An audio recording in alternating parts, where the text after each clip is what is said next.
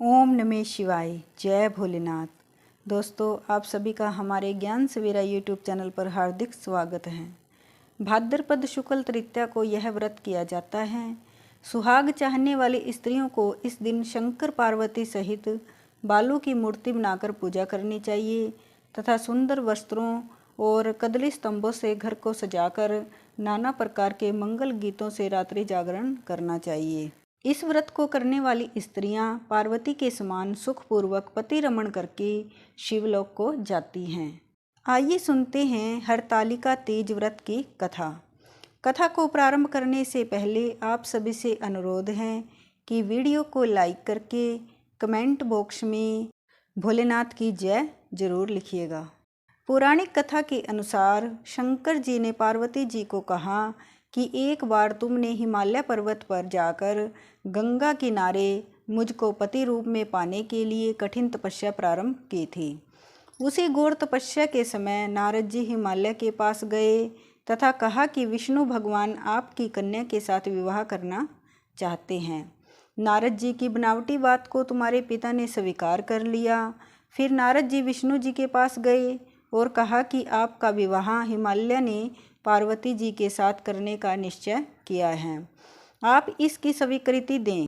नारद जी के जाने के पश्चात पिता हिमालय ने तुम्हें भगवान विष्णु के साथ निश्चित किया गया विवाह संबंध बतलाया। यह बात सुनकर तुम्हें अत्यंत दुख हुआ। एक सखी के द्वारा दुख का कारण पूछे जाने पर तुमने कहा कि मैं इधर भगवान शंकर के साथ विवाह करने के लिए कठिन तपस्या कर रही हूँ और उधर हमारे पिताजी विष्णु के साथ संबंध करना चाहते हैं। तुम मेरी सहायता करो, अन्यथा मैं प्राण त्याग दूंगी। सखी ने धीरज देते हुए कहा, मैं तुम्हें ऐसे वन में ले चलूंगी कि तुम्हारे पिता को पता ना चलेगा। इस प्रकार तुम सखी के कहने से घने जंगल में गई।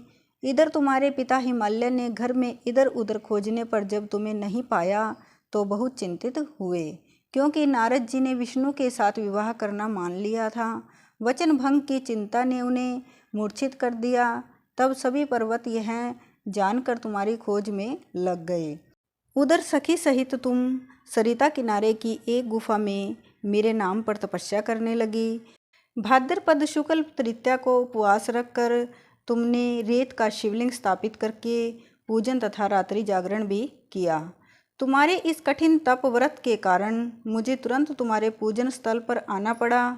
तुम्हारी मांग तथा इच्छानुसार तुमको मुझे अर्धांगिनी रूप में स्वीकार करना पड़ा।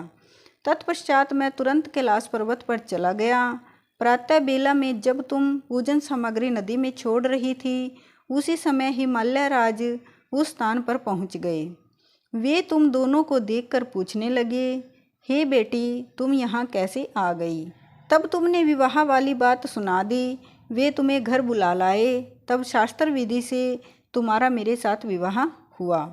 हरतालिका व्रत का नामकरण सखी द्वारा हरे जाने पर इसका नाम हरतालिका पड़ गया।